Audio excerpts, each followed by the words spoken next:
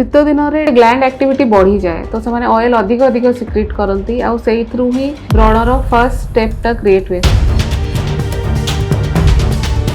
सेटा बहुत deep scar छाड़े। स्कार माने कणा दाग कणा कणा हो जाए से जगह दबी जाए। बहुत छुआ एमती अच्छा कॉलेज पढ़ा छुआ स्कूल पढ़ा छुआ जो माने कि व्रणरू डिप्रेशन फील करते दे फील डिप्रेस्ड। आजिकल तो मेनोपोज एज ग्रुप माने जो लेडीज मानकर मेनोपोज हो जाए 45 50 55 से एज ग्रुप रे भी आजिकल व्रण दिशुचे। जदि ऑलरेडी दाग हो जाइए ताहले तार ट्रीटमेंट अच्छी जोटा कि हार्डली 20-30% इम्प्रूव करे क्रीम्स रे बट ट्रीटमेंट्स अवेलेबल अच्छी जमती कि लेजर ट्रीटमेंट हो माइक्रो नीडलिंग आरएफ हो। जदि आपण नाइट शिफ्ट बेसी करूछंती आ डे शिफ्ट्स कम करूछंती आपण को पूरा साइकिल डिस्टर्ब अच्छी तो ऑब्वियसली बॉडी किछि मात्रा रे ताको रिफ्लेक्ट बैक करिवो। तो ए सब जिंस को आपण टिके ध्यान देबा दरकार।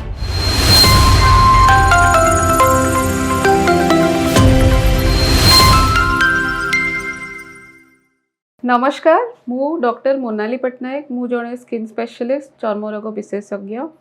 आज आम डिस्कस करवा व्रण उपरे आ व्रणर दाग उपरे। व्रण एक्चुअली जिते आपण एज हो जाए प्यूबर्टी एज हो जाए 17-18 वर्ष हो जाए बा आजिकल तो आगुरी भी देखा जाउछि आपण मुहरे किसी ग्रंथि थाए बा ग्लैंड्स थाए ताको आम सेबेशियस ग्लैंड कहू सेटा ऑयल सिक्रीट करे जो कि आपण स्किन रो मॉइस्चर लेवल बैलेंस्ड रुहे। जिते प्यूबर्टी एज हिट करे जो हार्मोन्स गुड़ाक आप बॉडी रे सिक्रीट हुए से थ्रू से ग्लैंड एक्टिविटी बढ़ी जाए तो से ऑयल अधिक अधिक सिक्रीट करती आउ से थ्रू ही व्रणर फर्स्ट स्टेपटा क्रिएट हुए से थ्रू ही व्रण स्टार्ट हुए ट्रिगर हुए। जदि से ग्लैंड्स रे ब्लॉकेज हो गला से सिक्रेशन गुड़ा कंट्रोल होता भितर डिपोजिट होकर रहीगला ताहले आपण काठ व्रण भाया कि स्किन कलर उठी उठी उठी उठी देखते।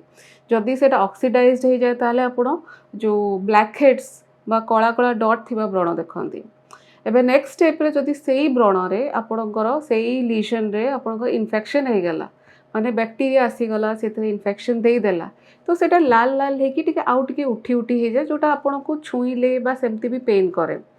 सेटा आपणकर ग्रेड 2 व्रण आमे कहू। या परे जदि व्रण आहुरी स्टिमुलेट हुए हार्मोनल ट्रिगर स्टिल परसिस्ट कला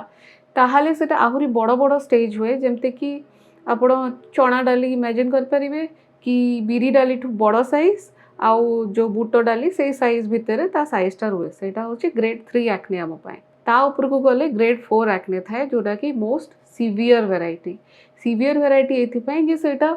बड़ चना डाली रो नै कि आपणकर अंगूर दाना साइज पर्यंत आसी पारिबो। जस्ट इमेजिन केते बड़ बड़ लीजन सॉफ्ट सॉफ्ट थाए आउ उठिकी बा दबिकी थाए आ से गुड़ाक जो हिल हुए जदि ट्रीटमेंट ठीक से नहला ठीक टाइम रे नहला तो हिल हुए सेटा बहुत डीप स्कार छाड़े। स्कार माने कणा दाग कणा कणा हो जाए से जगह दबी जाए स्कारिंग हो जाए आपणकर। एटा तो व्रण तो समस्तंकर हुए केबे ना केबे हुए आमे ट्रीटमेंट करबा जरूरी कि ना करबा जरूरी नुह।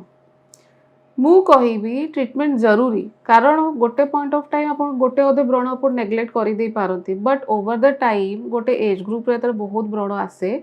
से गोटे परमानेंट सिक्वेली छाड़ी दिए। परमानेंट सिक्वेली माने गोटे दाग गोटे कणा जोटा आप लेटर एज रे रियलाइज करेंगे एज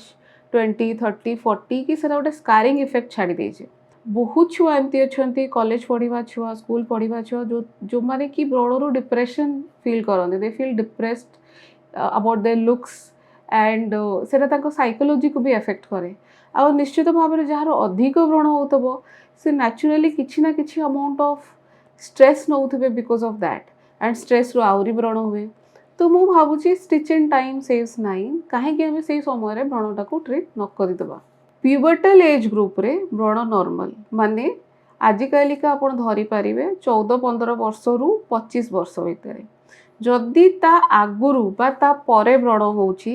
ताहाले किछि matter of hormonal disturbance body रे थाई पारे जोथि पाई कि से ग्लैंड्स गुडा को ट्रिगर होउछंती आ व्रण सिक्रेट करूछंती। सेही केस रे आपण निश्चित भाव में डॉक्टर को देखा करिया कथा। जदि आपण को लेट एज माने 30 परे व्रण होची 35 परे होची आजिकल तो मेनोपोज एज ग्रुप माने जो लेडीज मानकर मेनोपोज हो जाए 45 50 55 से एज ग्रुप रे भी आजिकल व्रण दिसुची। तो जदि व्रण दिसुची ଆପଣଙ୍କ ସ୍କିନ୍ ଗୋଟେ ମିରର ଯେଉଁଟାକି ବଡ଼ିର ଇଣ୍ଟରନାଲ୍ ଥିଙ୍ଗସକୁ ରିଫ୍ଲେକ୍ଟ କରୁଥାଏ। ଯଦି ସେଇ ଏଜ୍ ଗ୍ରୁପ୍ରେ ବ୍ରଣ ଦିଶୁଛି ତା ମାନେ ପସିବିଲିଟି କିଛି ହର୍ମୋନାଲ୍ ଇମ୍ବାଲାନ୍ସେସ୍ ଥାଇପାରେ, ଲାଇକ୍ ଥାଇରଏଡ଼୍ ଇସ୍ୟୁଜ୍ ଥାଇପାରେ, କିଛି ପ୍ରି ଡାଇବେଟିକ୍ ବା ଡାଇବେଟିକ୍ ଷ୍ଟେଜ୍ରେ ଥାଇପାରନ୍ତି, ପ୍ରୋଲାକ୍ଟିନ୍ ହର୍ମୋନ୍ ଡିଷ୍ଟର୍ବାନ୍ସ ଥାଇପାରେ, ଯେଉଁ ଆପଣଙ୍କ ପିଟ୍ୟୁଟରୀ ଗ୍ଲାଣ୍ଡ ଅଛି ବ୍ରେନ୍ରେ ତାର କିଛି ହର୍ମୋନାଲ୍ ଡିଷ୍ଟର୍ବାନ୍ସେସ୍ ହେଇପାରେ, ବା ଆଡ୍ରିନାଲ୍ ଗ୍ଲାଣ୍ଡ ଅଛି ପେଟରେ ସେଇଥିରୁ କିଛି ଏକ୍ସେସ୍ ହର୍ମୋନ୍ ସିକ୍ରେଟ୍ ହେଇଥାଇପାରେ, ବା ଆପଣ କିଛି ରଙ୍ଗ ଚଏସେସ୍ ଇନ୍ ୟୋର୍ ଫୁଡ୍ କରୁଥାଇପାରନ୍ତି, କିଛି ଷ୍ଟ୍ରେସ୍ ଦେଇକି ଯାଇପାରୁଥାନ୍ତି, ବା ଆପଣ ନାଇଟ୍ ସ୍ଲିପ୍ ଡିଷ୍ଟର୍ବ କରିଥାଇପାରନ୍ତି। ଏଇସବୁ କମନ୍ ଜିନିଷ ଗୁଡ଼ାକ ଥାଏ ଯେଉଁଟା ଟ୍ରିଗର୍ କରେ। ବାକି ଯଦି ବେଶୀ କିଛି ବ୍ରଣ ଆସୁଛି ଏସ୍ପେଶାଲି ଆପଣଙ୍କ ଏଇ ଏରିଆ ଲୋୟର୍ ଜ ବ୍ୟାକ୍ ନର୍ମାଲି କେଉଁଠି ଆସେ ଆପଣଙ୍କ ଫୋरहेଡ଼୍ରେ ଆସେ ନହେଲେ ଏଇ ଏରିଆରେ ଆସେ, ଯଦି ଲୋୟର୍ ଦ୍ୟାଟ୍ କିଛି ଆସୁଛି ତାହେଲେ ଡେଫିନେଟଲି ଟିକେ ଡକ୍ଟରଙ୍କ ପରାମର୍ଶ ନେଇଯିବେ ଯାଇକି। ପ୍ରଥମ କଥା ହେଲା ଯଦି ଆପଣଙ୍କୁ ବ୍ରଣ ବାରମ୍ବାର ଆସୁଛି ଆପଣ ଡାଏଟ୍ରେ ଦେଖନ୍ତୁ, ଆପଣ ବେଶୀ chocolate, ice cream, cold drinks, beverages, tea, coffee ଏସବୁ ପ୍ରତି ବେଶୀ ଆକର୍ଷଣ ରଖିଛନ୍ତି, ମିଲ୍କ ପ୍ରଡ଼କ୍ଟସ୍ ବେଶୀ କନଜ୍ୟୁମ୍ କରୁଛନ୍ତି କି? ମିଲ୍କ ପ୍ରଡ଼କ୍ଟସ୍ ମାନେ କ୍ଷୀର, ସର, ପନିର, ଛେନା ଏସବୁ ମିଲ୍କ ପ୍ରଡ଼କ୍ଟସ୍ ଆପଣ ବେଶୀ ଡାଏଟ୍ରେ କନଜ୍ୟୁମ୍ କରୁଛନ୍ତି କି? କାରଣ ଏସବୁ ଆଜିକାଲି ବ୍ରଣ ଟ୍ରିଗର୍ କରିବାର ଦେଖାଯାଇଛି। ତା ଛଡ଼ା ଛଣାଛଣି ଆଇଟମ୍, ଗୋଟେ ପାମ୍ପଡ଼ ସବୁଦିନ ଜଣଙ୍କର ଯେଉଁ ଅଭ୍ୟାସ ଥାଏ କାହାର କାହାର ପାମ୍ପଡ଼ ଛାଣି ଖାଇବେ, ପିଆଜି, ବରା, କିଛି ଭୋକ ଲାଗୁଛି ଚାଲ ପାଖ ଷ୍ଟୋରରେ ଖାଇଦେବା, କାହିଁ ରୋଷେଇ କରିକି ଖାଇବା, କିଛି କ'ଣ ମିଳୁଛି ଆଉଟସାଇଡ଼୍ ଫୁଡ଼୍ ନେଇଯିବା। ଷ୍ଟ୍ରେସ୍ ଥ୍ରୁରେ ଯାଉଛନ୍ତି ଆଣ୍ଡ ଷ୍ଟ୍ରେସ୍କୁ ଓଭରକମ୍ କରିବା ପାଇଁ କି କୋକ୍, ପେପ୍ସି ଏସବୁକୁ ମଝିରେ ମଝିରେ ନେଉଛନ୍ତି, କୋଲ୍ଡ କଫି, ହଟ୍ କଫି ମଝିରେ ମଝିରେ ନେଉଛନ୍ତି, ତ ଏଇସବୁ ବି ଗୋଟେ ଗୋଟେ ଟ୍ରିଗର୍ ଫ୍ୟାକ୍ଟର। ତ ଡାଏଟ୍ରିରେ ଆପଣ କ'ଣ କ'ଣ ଖାଇଲେ ଏସବୁ ଜିନିଷକୁ ଧ୍ୟାନ ଦେବା, especially fast food, fried food and ମିଠା ଜିନିଷ, ଏ ତିନୋଟି ଜିନିଷ ବାସ୍ ମନେ ରଖନ୍ତୁ, ଯେତେ ପାରିବେ ଆପଣ କଣ୍ଟ୍ରୋଲରେ ଖାଆନ୍ତୁ ବା ଆଭଏଡ଼୍ କରନ୍ତୁ। ଡିଫରେଣ୍ଟ ଏଜ୍ ଗ୍ରୁପ୍ରେ ବା ଡିଫରେଣ୍ଟ କ୍ୟାଟେଗୋରୀ ଅଫ୍ ଲୋକଙ୍କର ବ୍ରଣ କ'ଣ ପାଇଁ ଟ୍ରିଗର୍ ହୁଏ।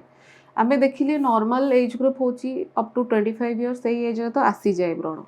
ବଟ୍ ବହୁତ ଜଣଙ୍କୁ ଆସେ ବି ନାହିଁ। ଡିଫରେନ୍ସ ଥାଏ କାହାର ଜେନେଟିକ୍ ଟେଣ୍ଡେନ୍ସି କେମିତି ଅଛି, ବା ଆପଣ କେଉଁ ଟାଇପ୍ର ଫୁଡ଼୍ ହ୍ୟାବିଟ୍ସ ଆପଣଙ୍କ ଘରେ ପ୍ରିଫର୍ କରୁଛନ୍ତି, ବା କେଉଁ ଟାଇପ୍ର ଫୁଡ଼୍ ହ୍ୟାବିଟ୍ସ ଆପଣ ତା ଆଗରୁ ରଖିଛନ୍ତି। ଟିନେଜର୍ସଙ୍କର ୟୁଜୁଆଲି ଷ୍ଟ୍ରେସ୍ ପଢ଼ା ରିଲେଟେଡ୍ ଥାଏ, କି ସ୍ଲିପ୍ ଡିଷ୍ଟର୍ବାନ୍ସ ହେଇକି ହୁଏ, କି ବାହାର ଫାଷ୍ଟ ଫୁଡ଼୍, ଚକୋଲେଟ୍, ଆଇସ୍କ୍ରିମ୍ ଏସବୁ ଖାଇକି ଟ୍ରିଗର୍ ହେଇଥାଏ। Next we can come to ଯେଉଁମାନେ ସଫ୍ଟୱେର୍ ଲାଇନ୍ରେ ଅଛନ୍ତି, ଆଇଟି ସେକ୍ଟରରେ କାମ କରୁଛନ୍ତି, long hours of work, sitting job ଏଇସବୁ ଫିଲ୍ଡରେ ଅଛନ୍ତି ଆଉ କାମ କରୁଛନ୍ତି। Now you see sitting is the new smoking ବୋଲି କୁହାହେଉଛି। ମାନେ when you sit for long hours and do your work, ସେଇଟା ଆପଣଙ୍କ ବଡ଼ିରେ ବହୁତ ସାରା ଚେଞ୍ଜେସ୍ ଆଣୁଛି, ଆପଣଙ୍କ ଲିଭରରେ ମେଟାବଲିଜମ୍ କମ୍ କରୁଛି, ଯେଉଁଥିପାଇଁ କି ବ୍ରଣର ଟ୍ରିଗର୍ ବେଶୀ ହେଉଛି, ଇନ୍ସୁଲିନ୍ ରେଜିଷ୍ଟେନ୍ସ ହେଉଛି। ନାଇଟ୍ ସ୍ଲିପ୍ ଡିଷ୍ଟର୍ବ ହେଲେ ମେଲାଟୋନିନ୍ ବୋଲି ଗୋଟେ ହର୍ମୋନ୍ ଥାଏ ବଡ଼ିରେ, ସେଇଟା ଡିଷ୍ଟର୍ବ ହୁଏ, ସେଇଟା ଡିଷ୍ଟର୍ବ ହେଲେ ସବୁ ବଡ଼ି ପାର୍ଟସ୍ ଉପରେ ଇଫେକ୍ଟ ପଡ଼େ, ଫେସ୍ରେ ବି ଆପଣଙ୍କ ହର୍ମୋନ୍ସ ଆସେ, ହେୟାର ହ୍ୱାଇଟ୍ ଜଲ୍ଦି ହେଇଯାଏ, ହେୟାର ଲସ୍ ବି ହୁଏ। ତ ୱେଦର ଆପଣ ଏଇସବୁ ଜିନିଷ ନାଇଟ୍ ସ୍ଲିପ୍କୁ ଡିଷ୍ଟର୍ବ କରୁଛନ୍ତି, ଗୋଟେ ନର୍ମାଲ୍ ହ୍ୟୁମାନ୍ ବଡ଼ି ତିଆରି ହେଇଛି ରାତିରେ ମିନିମମ୍ 7-8 ଘଣ୍ଟା ନିଦ୍ରା ନେବା ପାଇଁ, ଯଦି ଆପଣ ନାଇଟ୍ ସିଫ୍ଟ ବେଶୀ କରୁଛନ୍ତି ଆଉ ଡେ ସିଫ୍ଟ କମ୍ କରୁଛନ୍ତି, ଆପଣଙ୍କ ପୁରା ସାଇକେଲ ଡିଷ୍ଟର୍ବ ଅଛି, ତ ଅବଭିୟସଲି ବଡ଼ି କିଛି ମାତ୍ରାରେ ତାକୁ ରିଫ୍ଲେକ୍ଟ ବ୍ୟାକ୍ କରିବ। ତେଣୁ ଏଇସବୁ ଜିନିଷକୁ ଆପଣ ଟିକେ ଧ୍ୟାନ ଦେବା ଦରକାର। ପ୍ରଥମ କଥା ତ ଦାଗ ହେବାକୁ ଦିଅନ୍ତୁନି। ଦାଗ ହୁଏ କେମିତି, ଯେତେବେଳେ ଆପଣ ବ୍ରଣକୁ ଟ୍ରିଟ୍ କରନ୍ତିନି ବା ସେଇଥିରେ ନିଜ ଫିଙ୍ଗର ମାରିକି ତାକୁ ମ୍ୟାନିପୁଲେଟ୍ କରିବାକୁ ଚେଷ୍ଟା କରନ୍ତି, ତ ଇନଫେକ୍ସନ୍ ଭିତରକୁ ପଳାଏ ଆଉ ସେଇଟା ଦାଗ ହେରିକା ଟ୍ରିଗର୍ କରିଥାଏ, because pimple is inflammation on your skin. ବହୁତ ଜଣ ଫିମେଲ୍ସ ଥାନ୍ତି, ଆମେ ତାକୁ ଆକ୍ନେ ଏକ୍ସକୋରି କହୁ, ବହୁତ ଜଣ ୟଙ୍ଗ ଷ୍ଟୁଡେଣ୍ଟସ୍ ଥାନ୍ତି ଯେଉଁମାନେ କି ବ୍ରଣକୁ ସବୁବେଳେ ତାକୁ ଇରିଟେଟ୍ କରନ୍ତି, ତାକୁ ସ୍କ୍ରାଚ୍ କରନ୍ତି, ସେଇଟା ବହୁତ ବ୍ୟାଡ୍ ପିଗମେଣ୍ଟେସନ୍ ଛାଡ଼େ, ପରେ ଆପଣଙ୍କ ସେଲ୍ଫ ଇଷ୍ଟେମ୍ ଏଫେକ୍ଟ ହୁଏ। ଡୋଣ୍ଟ ଡୁ ଦ୍ୟାଟ୍, କରନ୍ତୁ ନାହିଁ। ସେକେଣ୍ଡ ହେଲା, ଯଦି ଦାଗ ରହିଛି ତାହେଲେ ଯେତେବେଳେ ଆପଣ ଖରାକୁ ଯାଉଛନ୍ତି କିଛି ଗୋଟେ ଛତା, ଟୋପି ବା ସନସ୍କ୍ରିନ୍ ୟୁଜ୍ କରନ୍ତୁ, ଯେମିତି ସନ୍ ଏକ୍ସପୋଜର୍ ବେଶୀ ନ ହଉ। ସନ୍ ଯେତେବେଳେ ଇନଫ୍ଲେମ୍ଡ ସ୍କିନ୍ ଉପରେ ପଡ଼େ ସେତେବେଳେ ପିଗମେଣ୍ଟେସନ୍ର ବେଶୀ ଚାନ୍ସ ଆସେ, ତେଣୁ ସନ୍ ଏକ୍ସପୋଜର୍କୁ ଟିକେ ଆଭଏଡ଼୍ କରିବା ଜରୁରୀ। ଆଉ ଯଦି ପିଗମେଣ୍ଟେସନ୍ ହେଇଛି which is bad and regular ଇଏରେ ସେଟା ଇମ୍ପ୍ରୁଭ୍ ହେଉନି, ଆପଣ କେୟାର କଲେ, ସ୍କିନ୍ କେୟାର କଲେ ତଥାପି ଯାଉନି, ତାହେଲେ ଟିକେ ଡକ୍ଟରଙ୍କୁ ଦେଖେଇବେ। ବହୁତ ସାରା ସେଫ୍ ଡିପିଗମେଣ୍ଟିଂ କ୍ରିମ୍ସ ଅଛି ଯେଉଁଟା ଆପଣ ଆପ୍ଲାଏ କରିକି you can get rid of the ଦାଗ। अदरवाइज जदि सेटा रेजिस्टेंट अच्छी ताहले आम पाखे ट्रिटमेंट्स थाए जमती कि केमिकल पील्स थाए जमती कि लेजर ट्रिटमेंट्स थाए आजिका डेट्रे एनी रेजिस्टेंट पिगमेंटेशन जदि सेटा इजिली क्लीयर होनी तार सॉल्यूशन अच्छी आम पाखे जोटा कि आम इजिली ताको रिमूव करि ना दागर दुईटा एस्पेक्ट थाए पेशेंट कहला बेले से कन्फ्यूज होता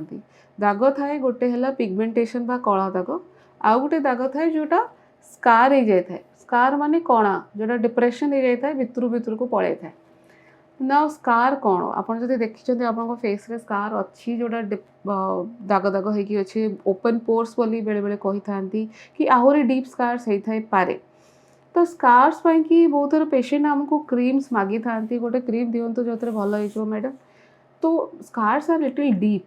आप हवा को ही दिंतुनी scar by treating in the right time व्रण को ट्रीट करके बट जदि ऑलरेडी दाग हो जाइए ताहले तार ट्रीटमेंट अच्छी जोटा कि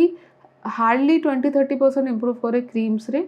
बट ट्रीटमेंट्स अवेलेबल अच्छी जमती कि लेजर ट्रीटमेंट हो माइक्रो नीडलिंग आरएफ हो थ्रेड्स हो बहुत सारा आजिकल ट्रीटमेंट्स अच्छी जोटा कि मिनिमली इन्वेजिव आपन को पेन हम ना ब्लीडिंग हम ना कि क्या जना पड़ोनी नेक्स्ट डे आप किसी किंतु से माने से व्रण को से व्रण दाग को हिट करके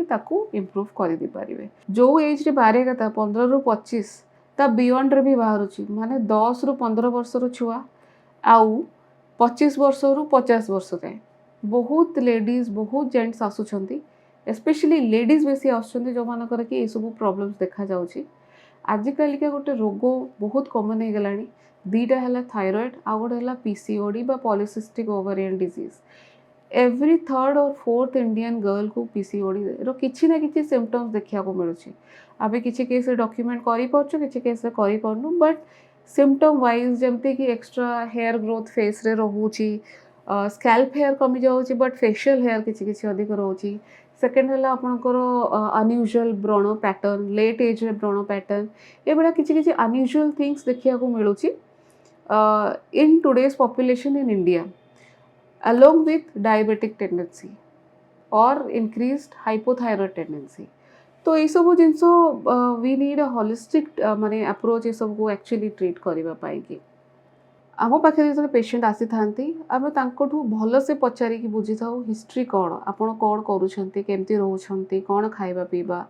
जमती कि आम लाइफस्टाइल को अंडरस्टैंड करूँ आउ प्रॉपर गाइडेंस दे पारू कारण व्रण केवल उपरू ट्रीट करदे हुए कारण पर्यंत जावाक पड़े एंड पेशेंट को कन्विन्स भी करार थाए जे आपड़ ये जिनस करतु ना ये जिनस करूँ जस्ट मेडिसिन नहीं गले सब किसी हुए आप घर जा कौन करटा भी तो हमको देखिए जरूरी तापर आसे मेडिसिन बारी मेडिसिन्स बा सीरम्स बा खाइबा को जहाँ भी दिया हुए से स्पेशली क्यूरेट करा हुए आपण स्किन और स्किन टाइप को देखिकी कौन करहब कौन देले आपण बेस्ट हम एमती नुह कि one formula fits for all तो क्या कोटा सूट कर जिन केमती यूज कर ध्यान दो ता छड़ा जब पेशेंट लेट स्टेज रे आसुच्चंती ऑलरेडी पिंपल दाग हो जाइए तो आम डिफरेंट ट्रीटमेंट्स अच्छे आम पाखे जोटा आम सजेस्ट करूँ लाइक केमिकल पील्स हो लेजर्स हो माइक्रो नीडलिंग हो बा माइक्रो नीडलिंग आरएफ हो आपण व्रण देखिकी तार ये को उपचार करने पाएंगे।